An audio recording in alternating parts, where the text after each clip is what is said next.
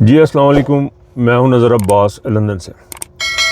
Sir मंगल का दिन है, बड़ी सख्त किस्म के बादल हैं और इस वक्त मैं तकरीबन 150 मील दूर लंदन से गाड़ी में बैठा हूं। दिल मेरा कर रहा है मैं आपको सराउंडिंग दिखाऊं और मेरी राइट हैंड साइड पे एक लंबा क्यू चल रहा है गाड़ियों का और खेत हैं, बड़ी खूबसूरत जगह और बादल हैं।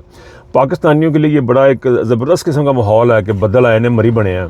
ये फैसलाबाद में अक्सर सुना करते थे मरी बने हैं, तो यहाँ पर भी ये मरी बने हैं, लेकिन यहाँ का जो मरी है वो किसी को पसंद नहीं आ रहा है। यहाँ पे वो कहते हैं जी चिप चिप है और पता नहीं क्या गंदा सा मौसम है। पाकिस्तान के लिए बड़ा खूबसूरत मौसम है और हमारे इंग्लैंड में रहने वालों के लिए बड़ा गंदा मौसम है, लेकिन सीन बड़े ज़बरदस्त है। मैं आपको दिखा नहीं सकूँगा। बात हम दिल कभी कभी करता है कि आपको ये बड़ी हिस्टोरिक, नॉरिच के करीब हूँ मैं, तो बड़ा हिस्टोरिक जगह है ये, जिन लोगों को पता है नॉरिच का, ये ब्यूटीफुल प्लेस, वेरी हिस्टोरिक। इसके ऊपर दिल तो करता है बात करने को, लेकिन हम चूँकि सियासत पे ज़्यादा बात करते हैं तो इसी लिए आज भी सियासत पे बात होगी। कुछ चीज़ें जो सामने आ रही हैं उनमें से एक चीज़ तो ये है जी कि इमरान खान के बयानियों को अगर पीटीआई छोड़ दे तो हम उससे बात कर सकते हैं। फिर पीटीआई के बयानियाँ क्या है और पीटीआई ने जो अपॉइंटमेंट्स की हैं वो क्या हैं और उनके रवैये कैसे, वो कर क्या रही हैं, और लोगों के जो वर्कर हैं या वहाँ उनका क्या रद्द-ए-अमल है, उसके ऊपर थोड़ी सी बात करूँगा। तहरीक इंसाफ को फवाद चौधरी साहब ने ट्वीट किया, तहरीक इंसाफ को कि सोशल मीडिया को एजेंसियों का साथ देना चाहिए। मोहसिन नकवी पाकिस्तान से इधर आए हुए इंग्लैंड में बंदे को लेने के लिए, उनको लग रहा है कि भी राजा साहब और शहजाद अकबर साहब बैग तैयार करके उनके साथ चल पड़ेंगे और यहाँ की जो हुकूमत है वो उनको एयरपोर्ट तक छोड़ने के लिए जाएगी। वो इस किस्म के इरादे लेके वो घूमते फिर रहे हैं यहाँ पे। आसम मुनीर साहब ने जो तकरीब की है कल, वो बड़ी इंटरेस्टिंग हुई है। वो एक बड़ा खूबसूरत अंदाज़ था उनका उस तकरीब का। वो बता रहा था, जिस तरह मुझे वो याद आ गई, जिस तरह उन्होंने अपना एक साहब वो अपनी फ़ौज इकट्ठी करके सलामियाँ लिया करते हैं, वो मुझे याद आ रहे हैं जी। मौलाना फजल रहमान की जो परेड गॉड ऑफ ऑनर होता था वो मुझे याद आ गया मोहसिन इनका आसम मुनीर साहब को देखते हुए। और एक बड़ी अजीबोगरीब चीज़ हुई है, खुर्रम ज़ीशान जो है सेनेटर है पीटीआई के, उनके घर के ऊपर एक हमला हुआ।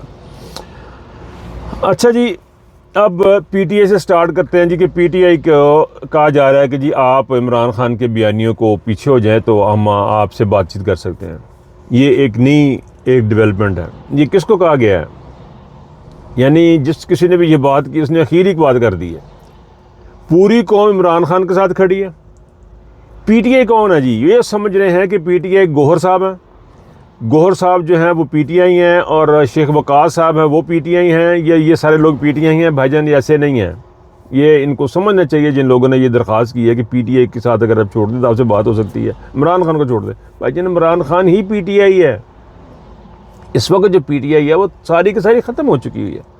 पाकिस्तान में आसम मुनीर का कब्ज़ा, ओवरसीज़ में इनके जो टाउट हैं, अपना क्या नाम उनका, अच्छा मैं ना जो है ना गल करते करते ना बड़े मैंने भुलन डे ने, सैयद कमर रज़ा साहब जो हैं वो इनके ओवरसीज़ के ऊपर छाए हुए हैं। वो उनके बंदे हर तरफ लगे हुए हैं। वो अपने बल के बंदों को आगे लेके आ रहे हैं। OIC में अंदर भी घुस रहे हैं और हर जगह पर उनके बंदे नज़र आने शुरू हो गए हैं। वो कब्ज़ा करके बैठे हुए हैं, लेकिन उसके बावजूद आप हिला नहीं पा रहे हैं। आप एक कैदी से डरे हुए हैं और आपको ये कहना पड़ रहा है कि इसको छोड़ दो तो हम ये कर देंगे उसको। भाई ये जो आपने जो बंदे लगाए हुए हैं, आपको 10,000 दफ़ा मैंने समझाया है, किसी सियाने बंदे ने भी नहीं, मेरे के आम जो बंदे ने तुम्हें समझाया कि भाईजान ऐसे है नहीं, जिस तरह आप समझ रहे हैं ऐसे है नहीं, चीज़ें ऐसे है नहीं। इमरान खान ही पीटीआई है और आपको पीटीआई ही से के साथ मुज़ाकरात करने हैं। और ओवरसीज़ में बैठे हुए या पाकिस्तान में बैठे हुए, मैं ये ओवरसीज़ का लफ्ज़ बार बार इसलिए इस्तेमाल करता हूँ कि पीटीआई, मुकम्मल पीटीआई की बात कर रहा हूँ। जिस बंदे के दिमाग में ये बात है, कोई भी है वो बंदा, उसके दिमाग में ये बात है कि इसके अलावा, इमरान खान के अलावा कोई पीटीआई तो अपने दिमाग से निकाल दे। आप ज़्यादा से ज़्यादा ये कर सकते हैं कि आप इन्फॉर्मेशन ले सकते हैं, बाहर से बंदों को पकड़ा जा सकता है, उनको हरासा किया जा सकता है। आप मैक्सिमम ये कर सकते हैं। दिलों से आप इमरान खान नहीं निकाल सकते। और इमरान खान के लफ्ज़ ही पीटीआई की पॉलिसी अक्सर सुनने को मिलता है कि जी पार्टी की पॉलिसी नहीं है। क्या पार्टी की पॉलिसी नहीं है? इमरान खान कह रहा है कि मेरे अगर मैं मारा जाऊंगा तो उसमें आसम मुनीर मुजरम होगा। आप मुझे बताएं कौन सी पार्टी की पॉलिसी आपको ये बात करने से मना करती है? कौन सी पार्टी के मैनिफेस्टो में ये लिखा है कि आपने इमरान खान के अलावा कोई और बात करनी है? अगर प्रोफेसर ये गौहर साहब अपने आप को पीटीआई समझ बैठे हैं तो खुदा का वास्ता इस पीटीआई को अपने नाम के साथ लें और चले जाएं, जहां आपका दिल करता आप चले जाएं। पाकिस्तान की आवाम को कोई फ़र्क नहीं पड़ेगा। आप ये दिमागों से निकाल दें कि कोई और भी पॉलिसी है। पार्टी पॉलिसी इजाज़त नहीं देती, पार्टी पॉलिसी हमें ये करने को कहती, पार्टी पॉलिसी वो कहती है। आप पार्टी पॉलिसी को रखें और आगे निकलें आप इस काम में। पार्टी पॉलिसी सिर्फ वो है अवाम के नज़र में जो इमरान खान के अल्फाज हैं, दैट्स इट। इसके अलावा और कुछ भी नहीं है। ना इमरान खान का बयान छोड़ा जाएगा और ना ही कोई पॉलिसी बनेगी इसके ऊपर। अच्छा जी, ये डब्बू कहते हैं इनको, ये फवाद साहब को अक्सर लोग उनको मजाक में डब्बू भी कह देते हैं। तो वो उन्होंने कहा जी कि तहरीक इंसाफ की जो सोशल मीडिया है वो जो है ना वो एजेंसियों का साथ दे। यानी पाकिस्तान की एजेंसी इतनी गई गुजरी है कि उनको पाकिस्तान तहरीक इंसाफ के साथ की जरूरत पड़ गई है। ये इंसल्ट है पाकिस्तान की एजेंसियों की, पाकिस्तान की सुप्रीम एजेंसी की इंसल्ट है। ISI, IB, MI, ये जो भी हैं बेशुमार अदारे हैं, FIA, ये इनकी इंसल्ट है कि पाकिस्तान का सोशल मीडिया, ये एक मोबाइल फ़ोन ले के फिरने वाले लोग और ये एक जो स्टैंड है इसको ले के फिरने वाले लोग, उनसे आप हेल्प मांग रहे हैं, वो हेल्प करें इनकी। यानी हैरत अंगेज़ बात है कि वो एक तो इनकी इंसल्ट है, दूसरा ये कि आप क्या चाहते हैं, क्या किस चीज़ में हेल्प करें। कौन सी ऐसी PTI के सोशल मीडिया ने कौन सी ऐसी दहशतगर्दी कर दी है फवाद साहब की उनको हेल्प की ज़रूरत पड़ गई है? कौन सा ऐसा बम चला दिया है उन्होंने कि उनको हेल्प की ज़रूरत पड़ गई है? ये कौन सी ऐसी चीज़ कर दी है कि आप, मुझे तो समझ नहीं आती कि आप किस किस्म की बातें करते हैं। आपके दिमाग नहीं काम करते, आपकी ज़हनी हालत ख़राब हो चुकी है। आप क्यों इनको आप सियासतदान होके इन लोगों को खुदा बना रहे हैं? और तलत हुसैन जैसे लोग बैठ के तो बता रहे हैं कि ये एजेंसियाँ ये कर सकती हैं, एजेंसियाँ वो कर सकती हैं। वो तो चलो उनको तो समझ लगती है मजबूरी, तनख्वाह तो हुआ। आपकी क्या मजबूरी है? अल्लाह एक है, अल्लाह ही सबसे बड़ा है। सिविल सुप्रीमेसी पूरी दुनिया में जहाँ ये बाहर निकल के तो ओ वाह जी वाह बड़ी बिल्डिंग है सर, न सब ये बड़ी तरक्की कर ली इस कौम ने। इधर देखते हैं दाएं तरफ देख, ओ बड़ी तरक्की कर ली है इस कौम ने, वाह जी वाह बड़ी तरक्की कर ली इस कौम ने। और भाईजान इस तरह कौम ने तरक्की कर ली है ह्यूमन रिसोर्सेज में, इंसानों पे इन्वेस्ट करके, लोगों पे इन्वेस्ट करके, फिर उन लोगों ने इन्वेस्ट करके फिर आगे तरक्कियां की। 12 में ये बात करते हूँ, ये 70s में 80s में M25 जो सर्कल करती है लंदन को, ये 80s में कंप्लीट हुई है सर। इंसानों पे आज़ादी दे के, बोलने की आज़ादी दे के, बात करने की आज़ादी दे के फिर तरक्की हुई है। लोगों पे जबर करके तरक्की नहीं हुई है। यहाँ पे फौजी जर्नलों ने तरक्कियाँ नहीं की हैं। एक सिविलियन ने पाकिस्तान बनाया था, एक सिविलियन ही इसको तरक्की तक लेके जाएगा। अच्छा बुरा छोड़ दें इस बात को, इस वक्त सिर्फ सिविलियन लेके जाएगा। और ऐसी बातें करना, मुझे तो अफसोस है कि ये फवाद चौधरी जैसे लोग जो हैं ये किस किस्म का ये आदमी है, अपनी जान बख्शी के चक्कर में पता नहीं किन चक्कर में पड़ा। पहले तो अपना मेरा ख्याल जिमें मैं वेट लूज़ करने च लगा ना, तो ऐसा तुम भी अपना को वेट शेट लूज़ करो, हो सकता है दिमाग कम करना शुरू कर जाए। अच्छा जी, बड़ी इंपॉर्टेंट चीज़ जो हुई है ना, वो हुई है इसकी आसिम मुनीर साहब की तकरीब। आसिम मुनीर साहब की जो तकरीब थी उसको देख के मुझे मौलाना फजल रहमान की जो परेड होती वो याद आ गई। उन्होंने अपने शलवार कमीज़ों वाले पीले पीले कपड़े पाए बंदे होंगे ने, और जा रहे होंगे ने जिन्हें इंज करके सलूट मारते हैं, तो नाल ही जनाब मौलाना फजल रहमान स्टेज पर चढ़ता है, उत्थे जाकर उन्होंने टन डना डन करते जा रहे हैं बंदे। यकीन करें मुझे समझ नहीं आ रही आसिम मुनीर साहब ने किया की है। यानी ना प्रेजिडेंट, ना वज़ीर आला, ना कोई सिविलियन की आदत, कल्ला ही फिरी जा रहा है दीवाना। समझ नहीं आई मुझे।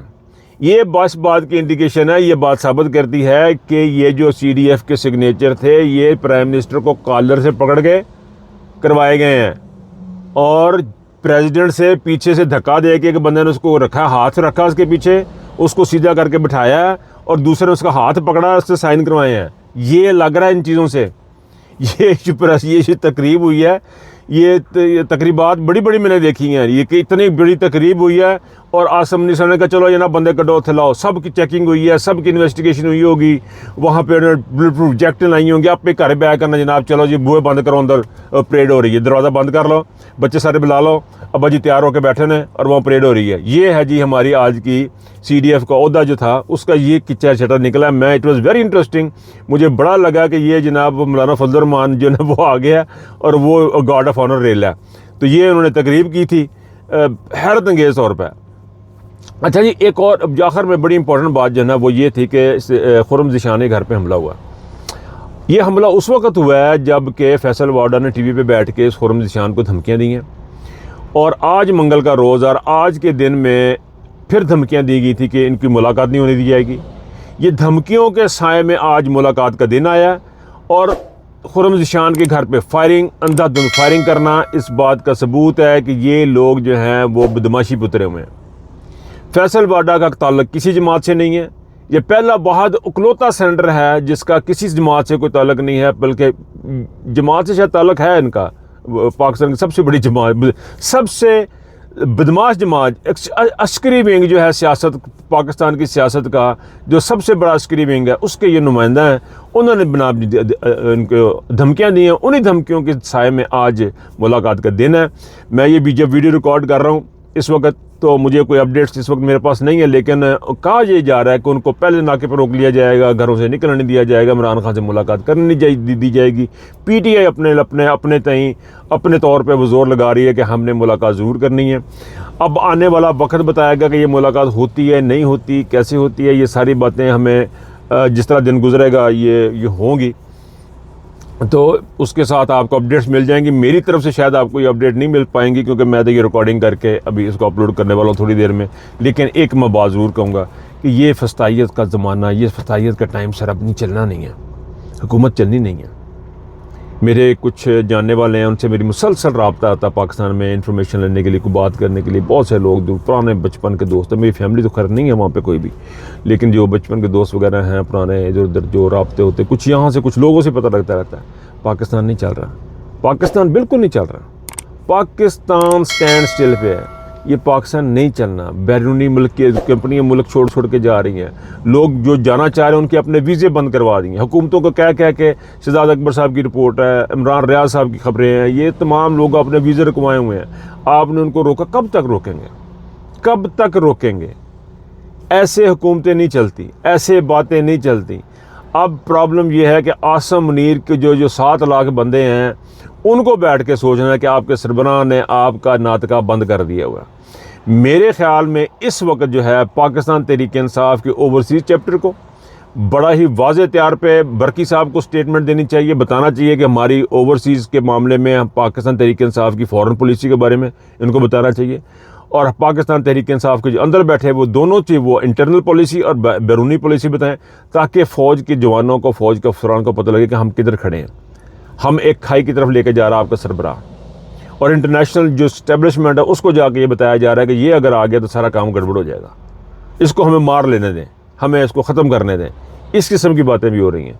तो ये सारी की सारी चीज़ें जो हैं सर, इस बात की इंडिकेशन है कि ये मुल्क नहीं चल रहा। ना ये मुल्क चलेगा, ना इसको मार के चलेगा, इसको बाहर निकाल के चलेगा। इमरान खान को जब तक अब आज़ाद नहीं करेंगे, पाकिस्तान की आवाम का वोट, पाकिस्तान की आवाम से बनी हुई वोटों से बनी हुकूमत को जब तक आप फॉलो नहीं करेंगे, एक कलेक्टिव विजडम होता है, उसके ऊपर जब तक नहीं चलेंगे पाकिस्तान नहीं चलेगा। जो मर्ज़ी कर लो पाकिस्तान नहीं चलेगा। सिर्फ एक ही चीज़ है, जिसे हम इंग्लिश में कहते हैं रूल ऑफ लॉ, कानून की अमलदारी, बस, और कुछ भी नहीं। सिंपल सी बात है। यहाँ पे आके आपको देखने की जरूरत नहीं पड़े, वो बड़ी तरक्की होगी, वो बड़ा यार आगे निकल गए ना लोग। ये किस तरह निकल गए ना लोग? इस तरह निकल गए ना लोग कि यहाँ पे कानून की अमलदारी होती है, यहाँ पे अदालतें आज़ाद होती हैं, यहाँ पे काउंसिल्स अपना काम करती हैं, जुडिशरी अपना काम करती है, अदारे अपना काम करते हैं। फौजी जर्नैल दंदनाते नहीं फिरते, थानों पे हमला नहीं करते फौजी जवान। ऐसे तरक्की होती है। आप भी कर सकते हैं। अपना ख्याल रखिएगा। अल्लाह हाफ़िज़।